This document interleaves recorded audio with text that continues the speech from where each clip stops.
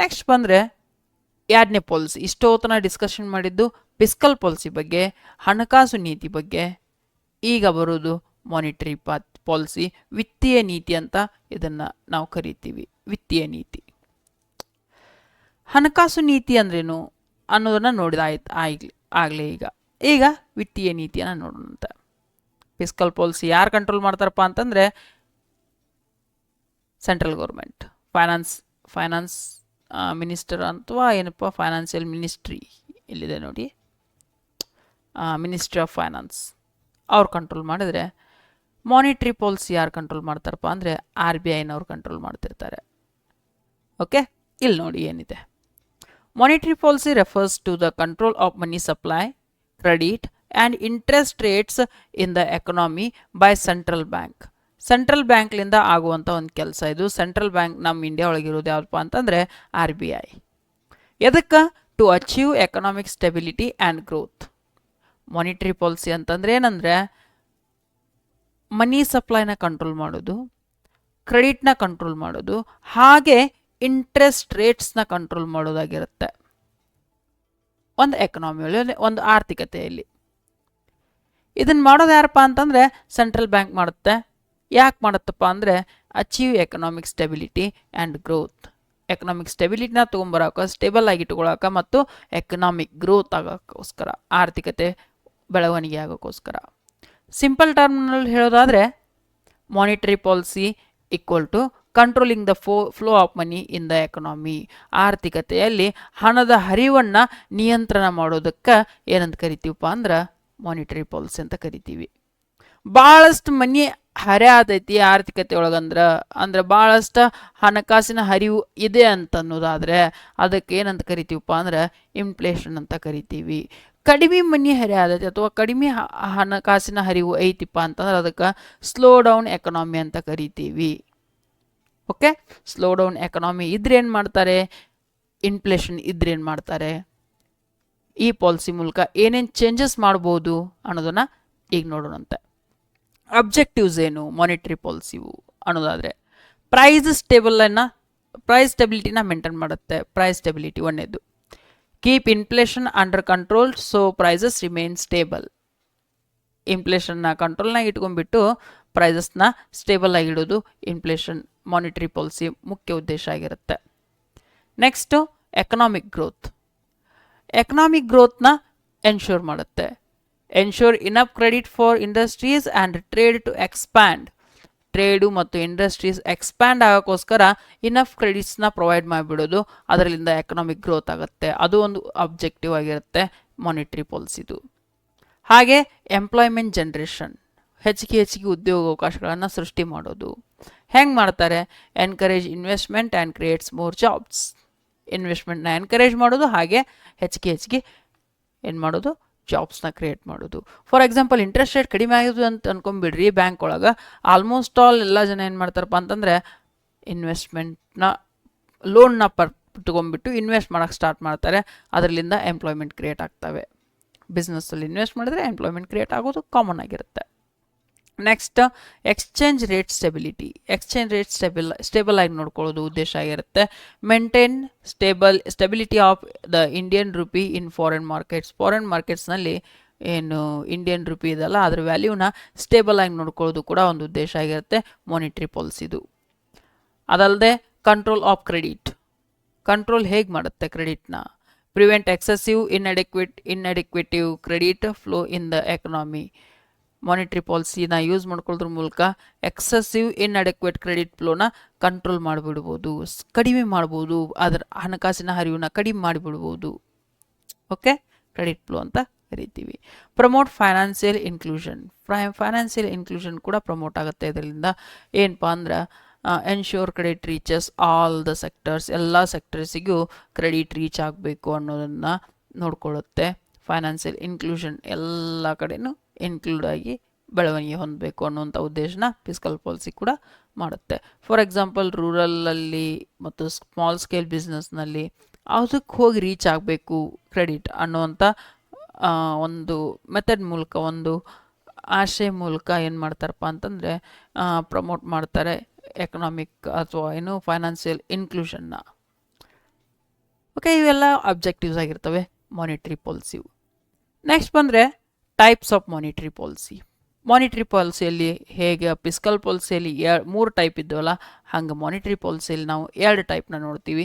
ಒಂದನೇದು expansionary monetary policy, ಅಂದರೆ easy monetary policy ಆಗಿರುತ್ತೆ. ಹಾಗೆ contractionary monetary policy, tight monetary policy ಆಗಿರುತ್ತೆ. ಯಾವಾಗ ಎಕನಾಮಿ ಸ್ಲೋ ಡೌನ್ ಅನ್ನಿಸ್ತೈತಲ್ಲ, ಯಾವಾಗ ರಿಸೆಷನ್ ಕ್ರಿಯೇಟ್ ಆಗಿರುತ್ತಲ್ಲ, ಆಗ ಎಕ್ಸ್ಪ್ಯಾನ್ಷನರಿ ಮಾನಿಟ್ರಿ ಪಾಲಿಸಿನ ಯೂಸ್ ಮಾಡಲಾಗುತ್ತೆ. ಯಾವಾಗ ಇನ್ಫ್ಲೇಷನ್ ಕ್ರಿಯೇಟ್ ಆಗಿರುತ್ತಲ್ಲ, ಯಾವಾಗ ಎಕನಾಮಿ ಹೈ ಒಳಗಿರುತ್ತಲ್ಲ, ಆಗ ಕಾಂಟ್ರಾಕ್ಷನರಿ ಮಾನಿಟ್ರಿ ಪಾಲಿಸಿನ ಯೂಸ್ ಮಾಡಲಾಗುತ್ತೆ.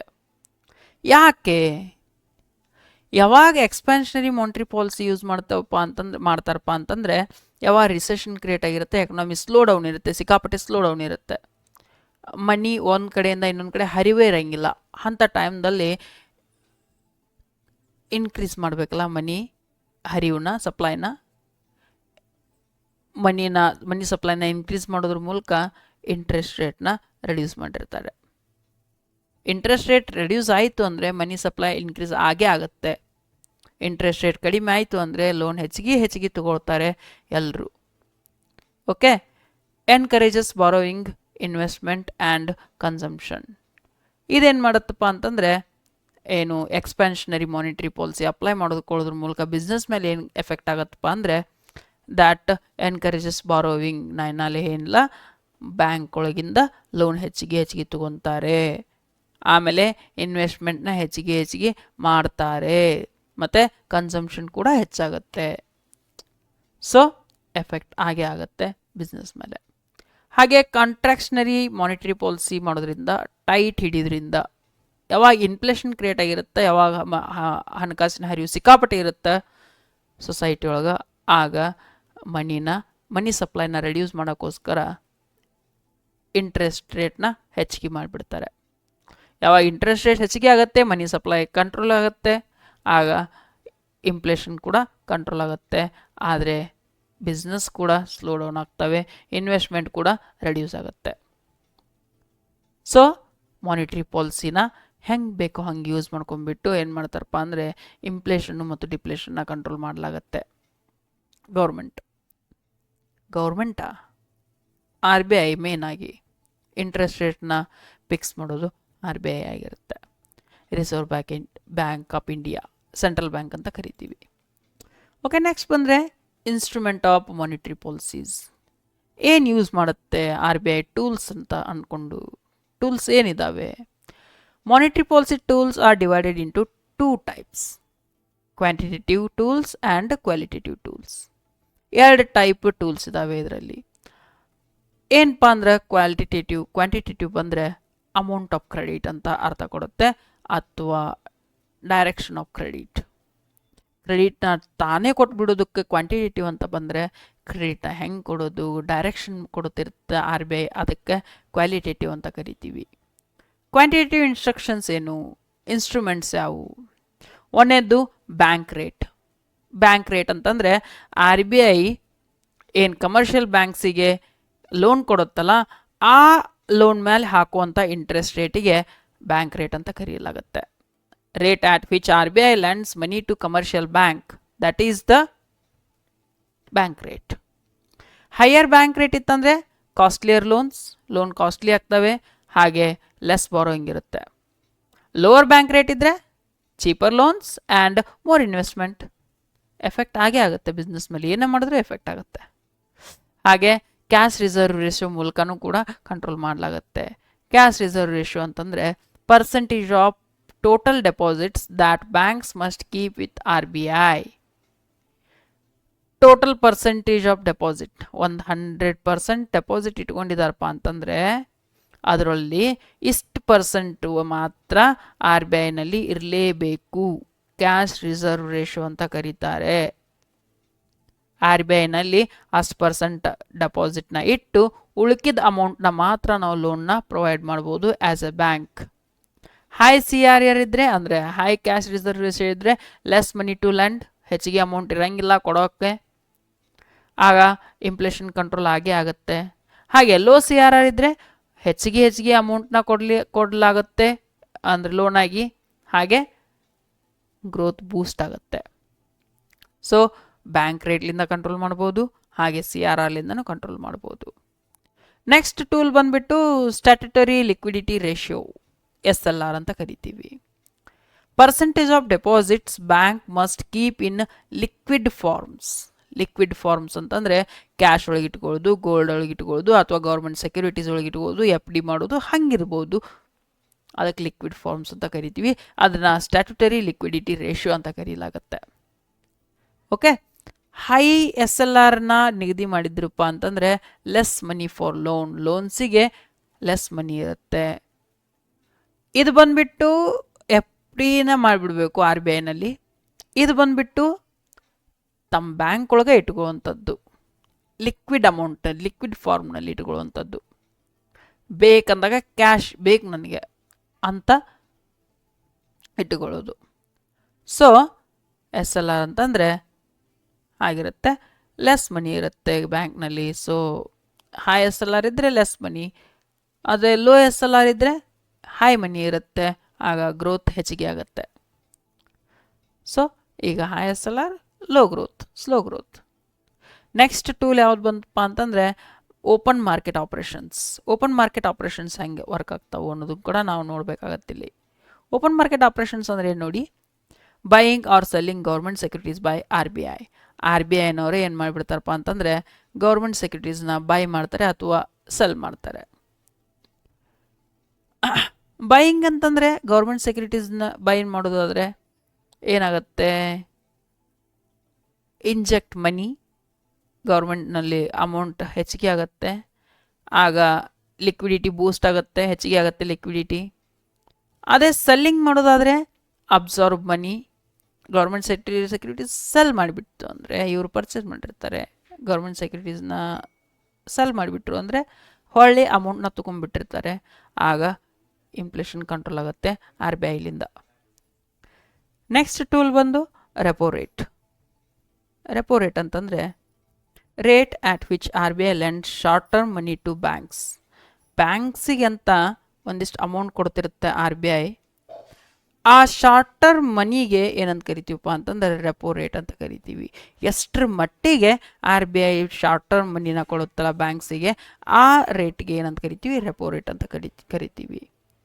ಲೋವರ್ ರೆಪೋ ರೇಟ್ ಇತ್ತಂದರೆ ಚೀಪರ್ ಲೋನ್ಸ್ ಇರ್ತವೆ. Okay, bank rate is different from repo rate. Repo rate ಬೇರೆ, ಬ್ಯಾಂಕ್ ರೇಟ್ ಬೇರೆ. ಕಮರ್ಷಿಯಲ್ ಬ್ಯಾಂಕ್ಸಿಗೆ ಏನರ ಮನಿ ಲೆಂಡ್ ಮಾಡುತ್ತಿರುತ್ತಲ್ಲ RBI, ಅದಕ್ಕೆ ಬ್ಯಾಂಕ್ ರೇಟ್ ಅಂತ ಕರಿತೀವಿ. ಅದೇ ರೆಪೋ ರೇಟ್ ಅಂತಂದರೆ ಎಷ್ಟು ಇಂಟ್ರೆಸ್ಟಿಗೆ ಕೊಡುತ್ತೆ ಅನ್ನೋದು ಇಂಪಾರ್ಟೆಂಟ್ ಆಗುತ್ತೆ. Okay, more business investment create ಆಗ್ತವೆ ಲೋ ರೆಪೋ ರೇಟ್ ಇರೋದ್ರಿಂದ. ಹೈಯರ್ ರೆಪೋ ರೇಟ್ ಇದ್ದರೆ ಕಾಸ್ಟ್ ಹೆಚ್ಚಿಗೆ ಆಗುತ್ತೆ, ಲೋನದ ಕಾಸ್ಟು, ಹಾಗೆ ಬಿಸ್ನೆಸ್ ಇನ್ವೆಸ್ಟ್ಮೆಂಟ್ ಕಡಿಮೆ ಆಗುತ್ತೆ. ರಿವರ್ಸ್ ರೆಪೋ ರೇಟ್ ಅಂತಂದರೆ rate at which RBI borrow money from the banks. RBI ಹೊಳ್ಳೆ ಕಮರ್ಷಿಯಲ್ ಬ್ಯಾಂಕ್ಸ್ಲಿಂದ ಅಮೌಂಟ್ನ ತಗೊಳ್ಳೋದು, ಹೆಚ್ಚಿಗೆ ತಗೊಳ್ಳೋದು, ರಿವರ್ಸ್ ರೆಪೋ ರೇಟ್ ಅಂತ ಕರೀತಾರೆ. RBI ಲೋನ್ ಕೊಡಬೇಕಾದ್ರೆ ಕಮರ್ಷಿಯಲ್ ಬ್ಯಾಂಕಿಗೆ ಅದೊಂದು ರೇಟ್ ಬೇರೆ, ರಿವರ್ಸ್ ರೆಪೋ ರೇಟ್ ಬೇರೆ, ಬ್ಯಾಂಕ್ ರೇಟ್ಸ್ ಒಳಗೆ ಬರುವಂಥವು ಇವು. ಓಕೆ, ಹೈಯರ್ ರೆಪೋ ರೇಟ್ ಇದ್ರೆ, ರಿವರ್ಸ್ ರೆಪೋ ರೇಟ್ ಇದ್ದರೆ ಬ್ಯಾಂಕ್ ಡೆಪಾಸಿಟ್ ಇನ್ಕ್ರೀಸ್ ಆಗಿರ್ತವೆ. ಕರ್ಸರ್ ಎಲ್ಲ ಹೋತ್ ನಂದು, ಇಲ್ಲದ ಓಕೆ, ಕಂಟ್ರೋಲ್ ಆಗೋಲ್ತಿದೆ, ಬೇಡ ಸರಿ ಇದು. ಓಕೆ, ಏನಾಗುತ್ತಪ್ಪ ಅಂತಂದರೆ ಹೈಯರ್ ರಿವರ್ಸ್ ರೆಪೋ ರೇಟ್ ಇತ್ತಪ್ಪ ಅಂತಂದರೆ ಬ್ಯಾಂಕ್ ಡೆಪಾಸಿಟ್ಸ್ ಇನ್ಕ್ರೀಸ್ ಆಗ್ತವೆ, ಮೋರ್ ಡೆಪಾಸಿಟ್ ಕ್ರಿಯೇಟ್ ಆಗ್ತವೆ RBIನಲ್ಲಿ. ಹಾಗೆ ಮನಿ ರೆಡ್ಯೂಸ್ ಆಗುತ್ತೆ, ಮನಿ ಸಪ್ಲೈ ರೆಡ್ಯೂಸ್ ಆಗುತ್ತೆ. ಮನಿ ಸಪ್ಲೈ ರೆಡ್ಯೂಸ್ ಆಯ್ತಪ್ಪ ಅಂತಂದರೆ ಆಟೋಮೆಟಿಕ್ ಇನ್ಫ್ಲೇಷನ್ ರೆಡ್ಯೂಸ್ ಆಗುತ್ತೆ. ಇನ್ಫ್ಲೇಷನ್ ರೆಡ್ಯೂಸ್ ಮಾಡೋಕ್ಕೋಸ್ಕರನೇ ರಿವರ್ಸ್ ರೆಪೋ ರೇಟ್ ಯೂಸ್ ಮಾಡೋದು. ರೆಪೋ ರೇಟ್ ಯೂಸ್ ಮಾಡೋದು ಯಾವಾಗ, ಇನ್ಫ್ಲೇಷನ್ ಹೆಚ್ಚಿಗೆ ಮಾಡೋಕ್ಕೋಸ್ಕರ. ಅಂದರೆ ಸ್ಲೋ ಡೌನ್ ಇತ್ತಪ್ಪ ಅಂದರೆ ಎಕನಾಮಿ, ಆಗ ರೆಪೋ ರೇಟ್ ಯೂಸ್ ಮಾಡ್ತಾರೆ.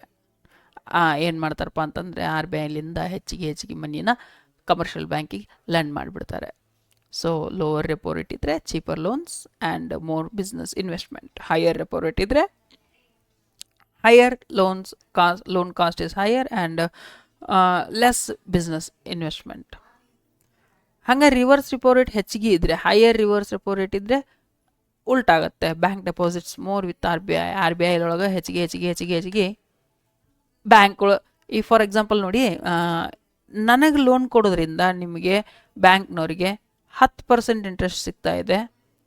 ಆರ್ ಬಿ ಐಲಿ ಲೋನ್ ಕೊಡೋದ್ರಿಂದ ನಿಮಗೆ 11% ಇಂಟ್ರೆಸ್ಟ್ ಸಿಗ್ತಾ ಇದೆ. ಆರ್ ಬಿ ಐಲೇ ಡೆಪಾಸಿಟ್ ಮಾಡಿಬಿಡೋದು ಅಮೌಂಟ್ನ ಹೋಗಿ, ಅದೇ ರಿವರ್ಸ್ ರೆಪೋ ರೇಟ್ ಅಂತ ಕರಿತೀವಿ. ಹಂಗಿರುವಾಗ ಬ್ಯಾಂಕ್ಸ್ ಏನು ಮಾಡ್ತವಪ್ಪ ಅಂದ್ರೆ ಅಷ್ಟು ಅಮೌಂಟ್ನ ತೊಗೊಂಡೋಗಿ ಆರ್ ಬಿ ಐನಾಗೂ ಹೋಗೋದು ಬಿಡ್ತಾವೆ. ಸೊ ಮನಿ ಸಪ್ಲೈ ಕಡಿಮೆ ಆಗುತ್ತೆ ಜನರ ಕಡೆ, ಸೊ ಇನ್ಫ್ಲೇಷನ್ ಆಟೋಮೆಟಿಕ್ ಕಡಿಮೆ ಆಗುತ್ತೆ.